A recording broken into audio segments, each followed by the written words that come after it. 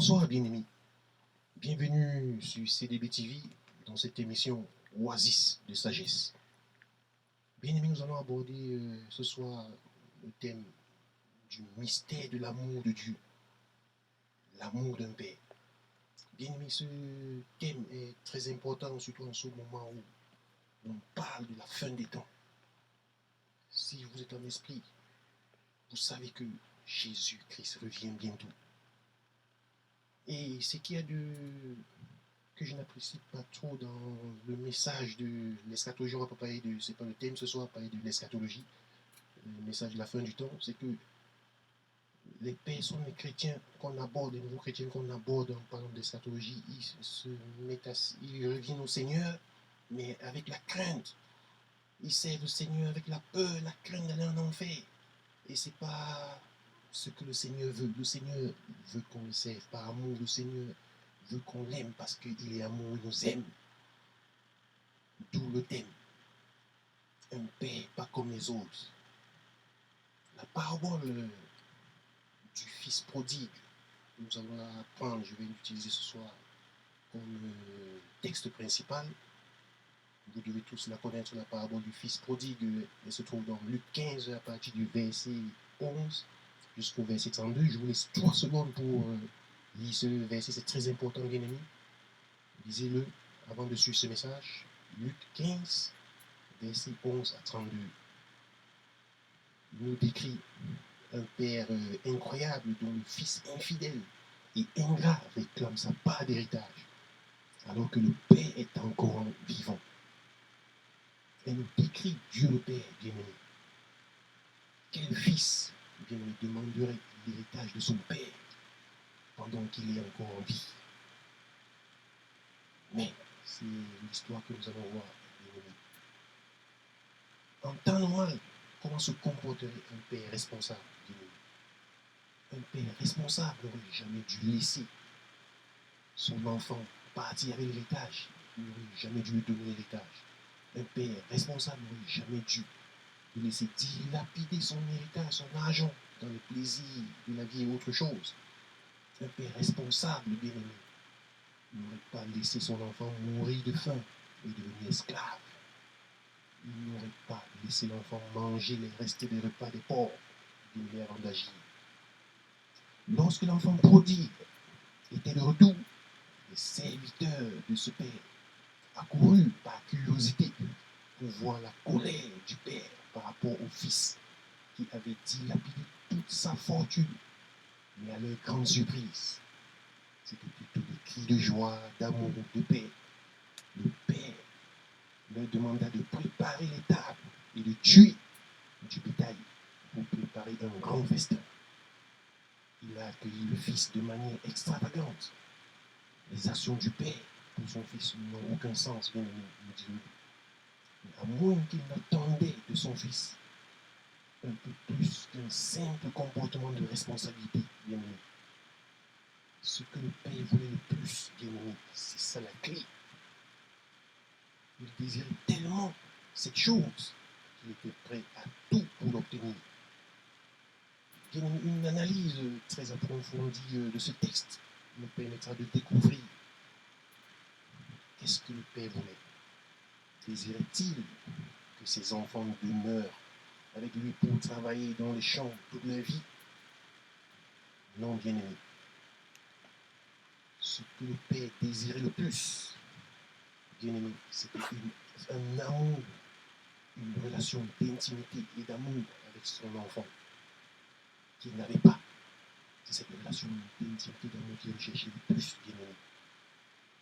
Le fils cadet ne pensait qu'à ses plaisirs et l'aîné ne voyait que comme un maître de tâche. Il se voyait comme un maître de tâche pour servir dans les champs. Ils étaient tous les deux à la maison, mais n'avaient aucune relation d'intimité avec leur père. Le père n'avait aucune relation d'amour avec aucun des deux fils bien-aimés.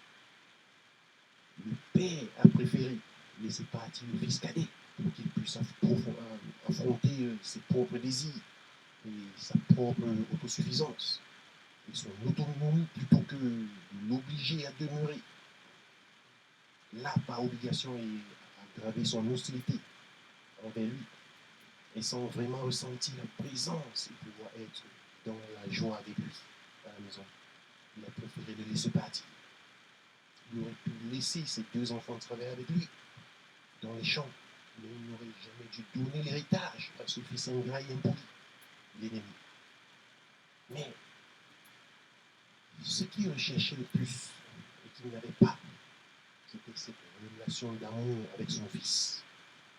C'est lorsqu'il a regardé avec nostalgie le genre de nourriture qui était donné au pauvre et non à lui, qu'il a réalisé la grâce qu'il avait d'avoir un père meilleur que le fermier pour qui il travaillait.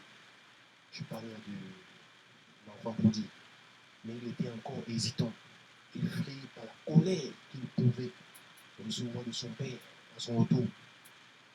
Il prépara un discours confessant son indignité à être à nouveau considéré comme le fils de son père, mais il n'avait aucune idée d'à quel point il était aimé par son père, et que même toutes les erreurs et bêtises qu'il avait faites dans le passé ne pouvaient entacher l'amour que son père avait pour lui. Ce père voulait juste une relation d'intimité avec ses 2 enfants. Il voulait qu'ils sachent à quel point ils étaient aimés et qu'ils en fassent l'expérience par eux-mêmes. Il ne voulait pas leur obéissance, mais plutôt leur cœur bien-aimé. Le père a tout risqué, laissant son fils partir, espérant qu'il comprenne par lui-même ce que le père a toujours désiré. Étant père d'enfant bien-aimé et d'un enfant adulte, je peux comprendre les meilleurs moments. Je peux comprendre cette envie de ce père. Parce que les meilleurs moments que je passe avec mon fils, c'est lorsqu'il m'ouvre son cœur et me raconte ses problèmes, et moi de même. Et l'on partage ensemble une intimité. Je me souviens des plus grands moments d'intimité que j'ai partagé avec mon père. Et je crois que c'est pareil pour lui. Dommage, il n'est plus de ce monde pour en témoigner. C'est quand j'étais à l'université et que j'ai dû annoncer à mon papa que ma copine était enceinte et était hospitalisée. J'avais une très grande peur. J'ai cru qu'il allait me tuer car je vivais dans le péché. Mais à ma grande surprise, il m'a plutôt consolé, il m'a donné des conseils, il a pris de l'argent, il me l'a donné, il me l'a remis pour les soins de l'enfant. Et c'était pour moi un geste qui m'a marqué. Et je crois sincèrement que c'est une telle relation d'intimité que Jésus-Christ a avec son Père. Il ne se cache rien. Dieu montre tout et dit tout à son Fils. Il ne le manipule pas par quoi que ce soit qu'il faisait. Le Fils ne fait que ce qu'il voit au Père. Les 2 sont unis et ne forment qu'un. Tout ceci explique pourquoi le Père l'a laissé partir en premier lieu et pourquoi il s'est précipité aussi fort pour l'embrasser lors de son retour. Il savait que le péché de son fils avait été une punition suffisante pour lui. Il a couru parce qu'il ne voulait pas que son fils souffre une seconde de plus. Sa douleur l'avait ramené à la maison. Rien d'autre n'avait plus d'importance, bien-aimé. Bien-aimé, Dieu ressent la même chose pour nous. Il n'est pas intéressé par notre service ou par nos sacrifices, bien-aimé. Il veut seulement que vous sachiez combien il vous aime et espère énormément que vous choisirez de l'aimer à votre tour. Si vous réussissez à comprendre cela, bien-aimé, alors vous verrez que tout le reste de votre vie se mettra en place, bien-aimé. Mais si malheureusement vous manquez cela, alors rien d'autre ne fera la différence, bien-aimé. Bien-aimé, j'aimerais vous poser une question. Dans cette histoire du fils prodigue, quand pensez-vous que le père aimait le plus son fils? À quel moment pensez-vous qu'il aimait le plus? Était-ce au moment de sa rencontre sur la route avec son fils, lorsque son fils est retourné à la maison, ou alors était-ce au moment où il lui a donné son héritage? Je vous laisse 3-4 secondes pour réfléchir. À quel moment il aimait le plus, bien-aimé, son fils? Auquel de ces deux moments il a aimé le plus?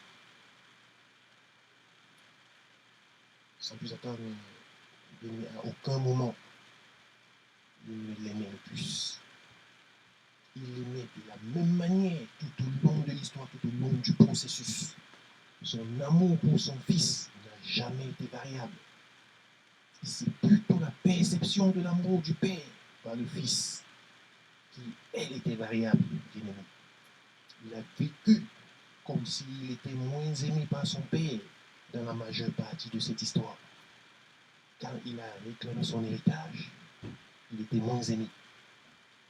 Quand il a dilapidé son héritage dans les excès, il était moins aimé.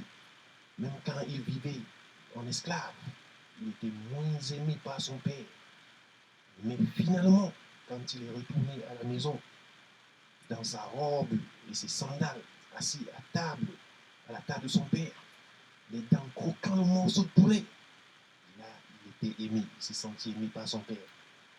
Mais cependant, bien aimé, il a toujours été aimé. C'était juste qu'il pouvait dès lors arrêter de vivre comme s'il n'était pas aimé de son père, car l'amour de son père n'a jamais varié vis-à-vis de lui, bien aimé. Ceci est semblable à notre vie, bien aimé. Nous passons la plupart de nos vies à vivre moins aimés. Lorsque nous avons peur que Dieu nous demande un sacrifice horrible, nous vivons moins aimés. Lorsque nous vivons dans le péché, bien aimé, nous vivons moins aimés. Lorsque nous cédons à l'anxiété, dans l'écrasement de nos circonstances, nous nous sentons moins aimés. Lorsque nous essayons de gagner la faveur de Dieu par nos propres efforts, nous vivons moins aimés.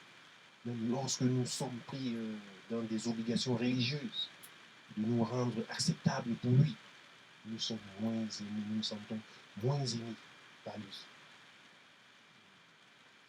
Et c'est ça, c'est l'histoire du frère aîné, bien aimé.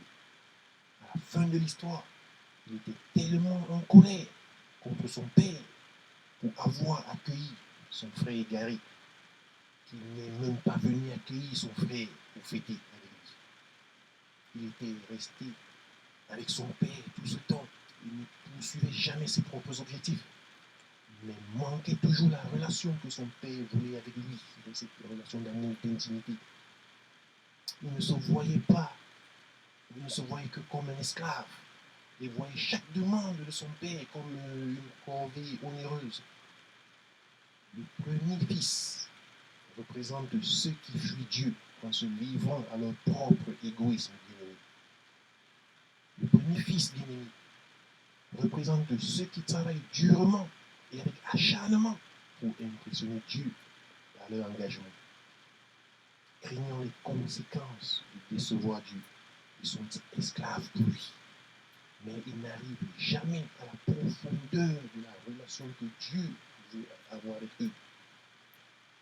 À l'époque de Jésus-Christ, les pharisiens se comportaient de la même manière, comme beaucoup de gens aujourd'hui le font, qui sont pris dans de nombreuses activités religieuses, mais passent à côté de ce que celle-ci symbolise réellement, de ce qu'est de vivre l'amour du Père. Il est important de savoir ce que le Père ressent pour vous, bien-aimés.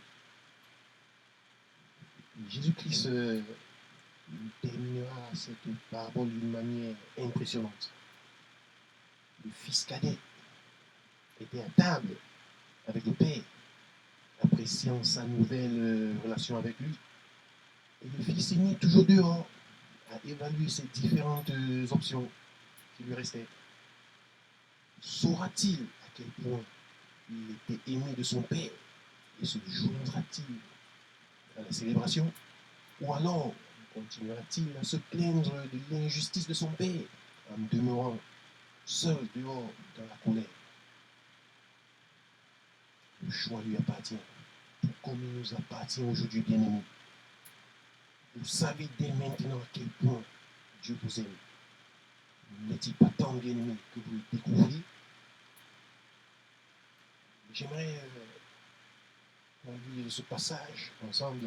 C'est dans Éphésiens 3, à partir du verset 17 à 19, où il dit ceci: en sorte que Christ habite dans vos cœurs par la foi, afin qu'étant enracinés et fondés dans l'amour, verset 18, vous puissiez comprendre avec tous les saints quelle est la largeur, la longueur, la profondeur, la hauteur, et connaître l'amour de Christ qui surpasse toute connaissance, en sorte que vous soyez remplis jusqu'à toute la plénitude de Dieu. Bien-aimés, j'espère que ce message va vous amener à comprendre l'amour de Dieu pour vous. Dieu n'est pas intéressé par notre passé, par notre histoire passée, par tout ce qu'on a fait dans le passé. Dieu, il nous aime parce qu'il est amour. Bien-aimé, mon frère, ma soeur, là où tu te trouves, peu importe le péché que tu as fait, que tu as commis dans le passé, n'écoute pas la voix de l'ennemi, l'accusateur, le diable qui te dit que tu n'es rien, que tu as échoué, tu ne vaux rien, qui t'empêche de revenir auprès du Seigneur. Là où tu te trouves actuellement, mets-toi à genoux, bien-aimé, mets-toi à genoux, implore le pardon du Seigneur, implore son amour, et tu verras le changement. Dès l'instant où tu feras ce geste, tu verras le changement dans ta vie. Le sentiment que tu vas ressentir dans le cœur, le sentiment de paix, sera le signe qu'il y a un changement dans ta vie.